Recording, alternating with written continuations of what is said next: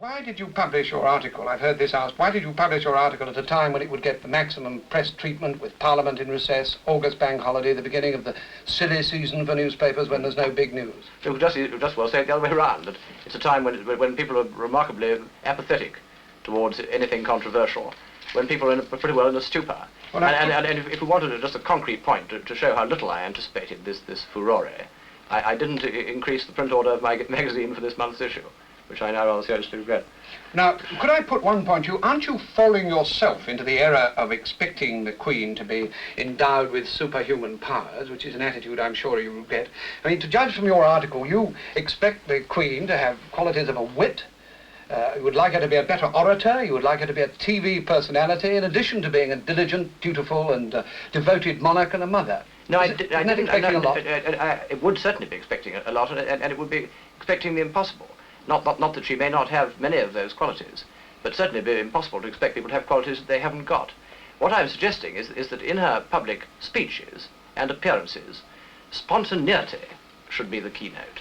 There are obviously certain speeches which have to be rather carefully prepared and which are of their very nature rather ceremonial.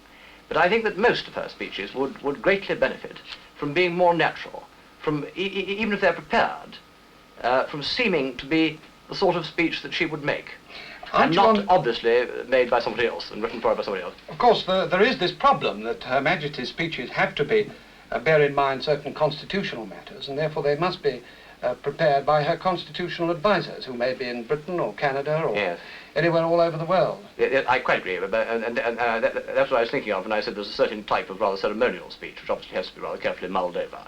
But let's face it, I mean, there are masses of speeches of a more informal kind, or which should be of a more informal kind, which are at the moment made in a thoroughly formal way. And all I would like to see is the Queen's own character coming through. And I know that if her character is allowed to come through, the effect will be terrific. The effect at the moment is frankly not terrific, and that's not a criticism of her, that's a criticism of the way the thing is organised. And on whom do you lay the main charge? Well, now, that is the great difficulty, and I'm so glad you asked me that question. Because, you see, I'm now being attacked for having attacked the Queen. I mean, people say, well, why attack the Queen? Well, indeed, I mean, it's painful to have to. One would much rather not have to, but this is the dilemma. In all those matters where the Queen's power has been taken over by ministers, you can attack the minister if things go wrong. What things that are done in the Queen's name, you attack the minister, not the Queen. But there's a very wide range of activities essential to the good functioning of the monarchy, which are not the responsibility of ministers.